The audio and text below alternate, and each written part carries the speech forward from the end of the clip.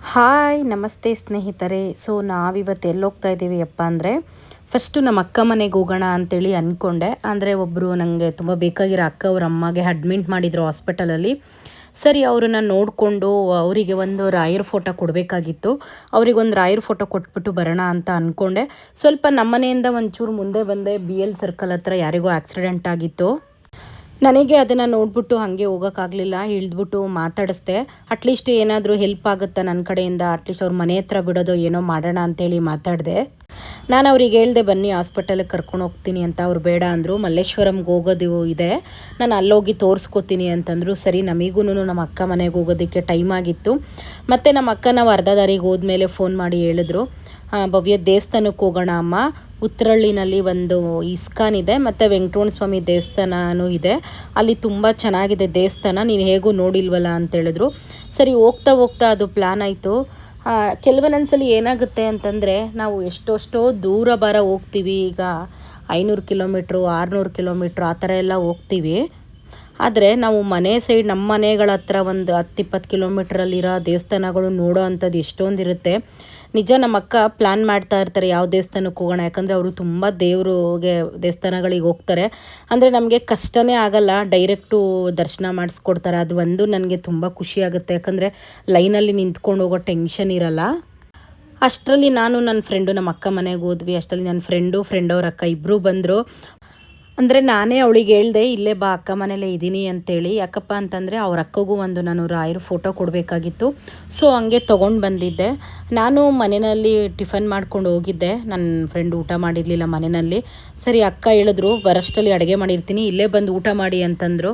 ನಾನು ಇನ್ನೂ ಒಂದು ಏನಪ್ಪ ಅಂತಂದರೆ ದೇವಸ್ಥಾನಕ್ಕೆ ಹೋಗ್ತೀನಿ ಅನ್ನೋದು ಅಕ್ಕ ಹೇಳಿದ್ರಲ್ಲ, ಸರಿ ಅಲ್ಲಿ ಅದು ಇಸ್ಕಾನು ಇದೆ ಅಂತ ಹೇಳಿದ್ರಲ್ಲ, ಅಲ್ಲಿ ತುಂಬ ಫೇಮಸ್ಸು ಪೊಂಗಲ್ ಇರುತ್ತೆ. ನಾನು ಅದಕ್ಕೆ ಅಂದೆ, ಅಕ್ಕ ಬೇಡ, ನಿಮ್ಮ ಕೈಯಿಂದ ಒಂದೇ ಒಂದು ತುತ್ತು ತಿನ್ನಿಸಿ, ನನಗೆ ಜಾಸ್ತಿ ಊಟ ಬೇಡ, ನಾನು ಅಲ್ಲೇ ಪ್ರಸಾದ ತಿನ್ನಬೇಕು ಅಂತ ಅವ್ರಿಗೆ ಹೇಳಿದ್ದೆ. ಪಾಪ ಅವರು ತಟ್ಟೆಗೆ ಹಾಕ್ಕೊಂಡು ಎಲ್ಲರಿಗೂ ಒಂದು ಕಡೆಯಿಂದ ಊಟ ಮಾಡಿಸ್ಕೊಂಬಂದರು. ಇವ್ರ ಬುದ್ಧಿನೇ ಅದೇ ಥರ. ಇವಾಗ ನಾವೆಲ್ಲಾದರೂ ಹೊರಗಡೆ ಹೋದಾಗೂ ಅಷ್ಟೇನೆ, ಇವಾಗ ನಾವು ತಿನ್ನೋದಕ್ಕೆ ಒಂದು ಅಯ್ಯೋ ಯಾರ ಕೈಯೆಲ್ಲ ತೊಳ್ಕೊಂಡು ಊಟ ಮಾಡ್ಕೊಂಡು ಕುತ್ಕೋತಾರೆ ಅಂತ ಕೆಲವೊಂದ್ಸಲಿ ಯೋಚನೆ ಮಾಡಿದ್ರು ನಮ್ಮ ಅಕ್ಕನೇ ಎಲ್ಲರಿಗೂ ತಿನ್ನಿಸ್ಬಿಡ್ತಾರೆ. ಅದಾದಮೇಲೆ ನಾನು ಅವರಿಗೆ ಫೋಟೋ ಕೊಡ್ತಿದ್ದೆ, ಅದೇ ಅವ್ರಿಗೆ ಹೇಳ್ತಾ ಇದ್ದೆ, ರಾಯರು ಯಾವಾಗ ಯಾರ ಮನೆಗೆ ಹೋಗಬೇಕು ಅಂತ ರಾಯರು ಬರೆದಿಟ್ಟಿರ್ತಾರೆ, ಅವ್ರ ಮನೆಗೆ ಅಷ್ಟೇ ಹೋಗೋಕ್ಕಾಗೋದು.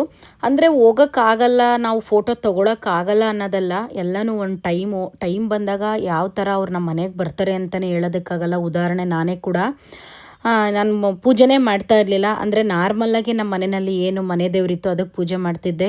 ಏನು ಈ 3 ವರ್ಷದಿಂದ ನಾನು ರಾಯರಿಗೆ ಪೂಜೆ ಮಾಡೋಕ್ಕೆ ಸ್ಟಾರ್ಟ್ ಮಾಡಿದೆ. ಸೊ ನನ್ನ ಜೀವನದಲ್ಲಿ ಎಲ್ಲ ಒಳ್ಳೆಯದೇ ಆಗಿದೆ ಅಂತಲೂ ಹೇಳಲ್ಲ. ಮನುಷ್ಯ ಅಂದಮೇಲೆ ಒಳ್ಳೆಯದು ಕೆಟ್ಟದ್ದು ಎಲ್ಲನೂ ಇದ್ದೇ ಇರುತ್ತೆ. ಆದರೆ ರಾಯರು ಯಾವುದೋ ಒಂದು ರೂಪದಲ್ಲಿ ನನ್ನನ್ನು ತಡೀತಾರೆ. ಏನೋ ನನಗೊಂದು ಕೆಟ್ಟದಾಗ್ತಿದೆ ಅಂತಂದರೆ ಅದು 1% ಇರಬೇಕಾದ್ರೆ ನನಗೆ ತೋರಿಸ್ಕೊಟ್ಬಿಡ್ತಾರೆ, ಇದು ಇಲ್ಲಿ ಈ ಥರ ತೊಂದರೆ ಇದೆ, ಇದು ಬೇಡ ನಿನಗೆ ಅನ್ನೋ ಥರ ನನಗೆ ಸೂಚನೆ ಕೊಡ್ತಾರೆ. ಸೊ ಆವಾಗ ಅದು ವಸ್ತುನೇ ಆಗಲಿ ವ್ಯಕ್ತಿನೇ ಆಗಲಿ ನಾನು ಕಂಪ್ಲೀಟಾಗಿ ಇಗ್ನೋರ್ ಮಾಡಿಬಿಡ್ತೀನಿ. ಸೊ ನಾವೆಲ್ಲ ಊಟ ಮಾಡಿಕೊಂಡು ಕೆಳಗೆ ಬಂದ್ವಿ. ಇನ್ನೂ ಒಂದು ಏನಪ್ಪ ಅಂದರೆ ನಾವುಗಳು ರೆಡಿ ಆದರೆ ಸ್ವಲ್ಪ ನನಗೆ ಹುಚ್ಚು, ಅಂದರೆ ಫೋಟೋಸು ವೀಡಿಯೋಸು ಅಂತ. ಅಂದರೆ ನಾನು ಫೋಟೋಸ್ ಅಂತೂ ಕಂಪಲ್ಸರಿ, ನಾನು ಒಂದು ಸಾರಿ ಹಾಕ್ಕೊಂಡ್ರೆ ಅಟ್ಲೀಸ್ಟ್ ಅದರಲ್ಲಿ ಒಂದು 10 ಫೋಟೋ ಆದರೂ ತೊಗೋತೀನಿ.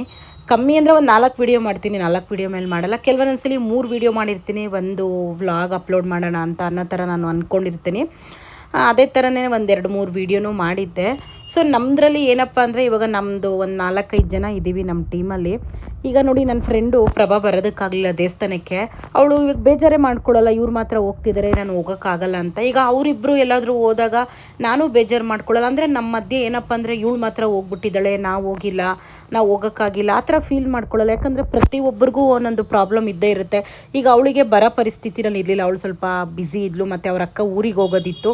ಸೊ ಅವಳದೇ ಆದ ಕೆಲವೊಂದೊಂದು ಕೆಲಸಗಳಿತ್ತು. ಈಗ ನಾನೇನಂದರೆ ಆಲ್ರೆಡಿ ನಾನು ಅಕ್ಕ ಮನೆಗೆ ಬಂದಿದ್ದೆ ನಾಗರಬಾವಿಗೆ, ಅಲ್ಲಿಂದ ಸ್ವಲ್ಪ ಹತ್ರ ಇತ್ತಲ್ಲ ಉತ್ರಳ್ಳಿಗೆ ಅಂತೇಳಿ.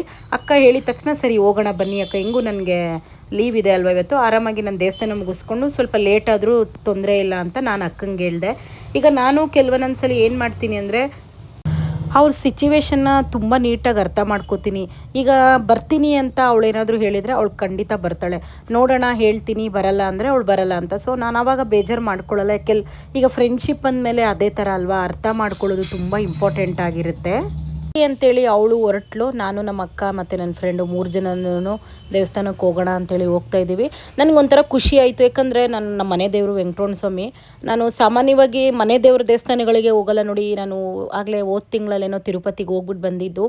ನಾನು ವೆಂಕಟರಮಣ ಸ್ವಾಮಿ ದೇವಸ್ಥಾನಕ್ಕೆ ಹೋಗಬೇಕು ಅಂತಂದರೆ ಒಂದು ಮತ್ತಿಕೇರಿ ಅಂದರೆ ಗೋಕುಲಾಗೆ ಹೋಗಬೇಕು, ಇಲ್ಲಾಂದರೆ ನಮ್ಮ ವಿದ್ಯಾರಣ್ಯಪುರದಲ್ಲಿದೆ. ಕೆಲವೊಂದೊಂದ್ಸಲಿ ನಾನು ಹೋಗೋಣ ಅಂತ ಅನ್ಕೋತೀನಿ, ಯಾಕೋ ಆ ದೇವಸ್ಥಾನಕ್ಕೆ ಹೋಗೋದಕ್ಕೆ ದಾರಿನೇ ಆಗಲ್ಲ. ಆದರೆ ರಾಯರ ಮಠಕ್ಕೆ ಮಾತ್ರ ನಾನು ಪ್ರತಿ ಗುರುವಾರ ಹೋಗ್ತೀನಿ, ಮಿಸ್ ಮಾಡಲ್ಲ. ಅಂದರೆ ನಾನು ಫಸ್ಟು ನಮ್ಮ ಮನೆಯಲ್ಲಿ ದೀಪ ಅಂಟಿಸೋದು ಕೂಡ ಅಷ್ಟೇನೆ, ನಮ್ಮ ಮನೆ ದೇವ್ರ ಮುಂದೆ ಇರೋ ಕಾಮಾಕ್ಷಿ ದೀಪ ಹಚ್ಚಿ ಫಸ್ಟು ನಾನು ವೆಂಕಟರಮಣ ಸ್ವಾಮಿಗೆ ಎಲ್ಲ ಕಡ್ಡಿ ಎಲ್ಲ ಬೆಳಗ್ಗೆ, ಅದಾದಮೇಲೆ ರಾಯರಿಗೆ ಮಾಡ್ತೀನಿ. ಯಾಕಪ್ಪ ಅಂದರೆ ಫಸ್ಟು ಮನೆ ದೇವರಿಗೆ ನಾವು ಏನೇ ಮಾಡಿದ್ರು ಪೂಜೆ ಮಾಡಿದ್ರು ಮನೆ ದೇವರಿಗೆ ಪೂಜೆ ಮಾಡಬೇಕು ಅಂತಾರಲ್ಲ. ಸೊ ಹಂಗಾಗಿ ದೇವಸ್ಥಾನದೊಳಗಡೆ ಹೋಗಿದ ತಕ್ಷಣ ನನಗೆ ಸಿಕ್ಕಾಪಟ್ಟೆ ಖುಷಿ ಆಯಿತು, ಒಳ್ಳೆ ಸ್ವರ್ಗ ಥರ ಇತ್ತು. ಅಂದರೆ ನಾನು ಇಸ್ಕಾನಿಗೆ, ಇಲ್ಲಿ ಇರೋ ಇಸ್ಕಾನ್ಗೆ ಹೋಗೇ ನಾನು ಸುಮಾರು 5-6 ವರ್ಷ ಆಗೋಗ್ಬಿಟ್ಟಿದೆ. ಅದೇ ನಾನು ಹೇಳ್ತೀನಲ್ವ, ಈಗ ನೋಡಿ ಮಂತ್ರಾಲಯಗಾದರೆ ಕಣ್ಣು ಮುಚ್ಕೊಂಡು ಇವತ್ತು ನೈಟ್ ಹೋಗಬೇಕು ಅಂತಂದರೆ ನಾನು ಹೋಗ್ಬಿಡ್ತೀನಿ. ಆದರೆ ನಮ್ಮ ಮನೆ ಹತ್ರ ಪತ್ರ ಈ 5-6 ಕಿಲೋಮೀಟ್ರ್ 10 ಕಿಲೋಮೀಟ್ರ್ ಒಳಗಡೆ ಇರೋ ದೇವಸ್ಥಾನಗಳಿಗೆ ಹೋಗೋದಕ್ಕೆ ನನಗೆ ಅದೇನೋ ದಾರಿನೇ ಆಗಲ್ಲ. ಏನೋ ನಮ್ಮ ಅಕ್ಕ ದಯೆಯಿಂದ ಇವತ್ತು ವೆಂಕಟರಮಣ ಸ್ವಾಮಿ ದೇವಸ್ಥಾನಕ್ಕೆ ಬಂದಿದ್ದೀನಿ. ಅವರು ಹೇಳ್ತಿದ್ರು ತುಂಬ ಸತ್ಯ ಇದೆ ಅಮ್ಮ, ನೀನು ಏನೇ ಕೇಳ್ಕೊಂಡ್ರು ಇಲ್ಲಿ ಕೆಲಸ ಆಗುತ್ತೆ. ಅಂದರೆ ದೇವ್ರ ಮುಂದೆ ಕೂತ್ಕೋತಿದ್ದಂಗೆ ನಿನಗೆ ಕಣ್ಣಲ್ಲಿ ಆಟೋಮೆಟಿಕಾಗಿ ಕಣ್ಣಲ್ಲಿ ನೀರು ಬಂದ್ಬಿಡುತ್ತೆ. ನಿಂಗೆ ಏನು ಕೆಲಸ ಅಂದ್ಕೊಂಡು ನೀನು ಹರಕೆ ಕಟ್ಕೊಂಡ್ರು ಖಂಡಿತವಾಗ್ಲೂ ಆಗುತ್ತೆ ಅಂತ ಹೇಳಿದ್ರು. ಸೊ ನಾನು ದೇವ್ರ ಹತ್ರ ಏನು ನನಗೆ ಅದು ಬೇಕು ಇದು ಬೇಕು ಅಂತ ನಿಜವಾಗ್ಲೂ ನಾನು ಯಾವತ್ತೂ ಕೇಳ್ಕೊಳ್ಳಲ್ಲ. ಸೊ ನೆಮ್ಮದಿಯಾಗಿರಬೇಕು, ಇರಷ್ಟು ದಿನ ಏನೋ ನೆಮ್ಮದಿ ಜೀವನ ಮಾಡ್ಕೊಂಡು ಹೋಗಬೇಕು. ಮನುಷ್ಯನಿಗೆ ತುಂಬ ಇಂಪಾರ್ಟೆಂಟು ಆರೋಗ್ಯ ಅಲ್ವಾ.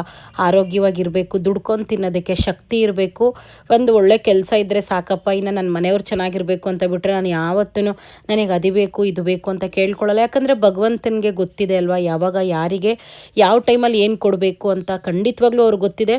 ನಾನು ಯಾವಾಗಲೂ ಸುಮಾರು ವೀಡಿಯೋಗಳಲ್ಲಿ ಹೇಳಿರ್ತೀನಿ, ಒಂದು ಟೈಮು ನನಗೆ ಒಂದು ಸಲ 10 ರೂಪಾಯಿ ಕೊಟ್ಟು ಟೀ ಕುಡಿಯೋದಕ್ಕೆ ನನಗೆ ಕಷ್ಟ ಇತ್ತು, ದುಡ್ಡಿರ್ತಿರ್ಲಿಲ್ಲ.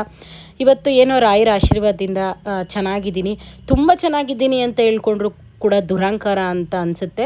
ಸೊ ನನಗೆ ಎಷ್ಟು ಬೇಕೋ ಅಷ್ಟು ನನ್ನ ಜೀವನಕ್ಕೆ ಚೆನ್ನಾಗಿದ್ದೀನಿ. ಸೊ ನಿಮಗೆಲ್ಲ ಈ ವಿಡಿಯೋ ಇಷ್ಟ ಆಗುತ್ತೆ ಅನ್ಕೋತೀನಿ. ಇಷ್ಟ ಇದೆ ಸಪೋರ್ಟ್ ಮಾಡಿ. Thank you.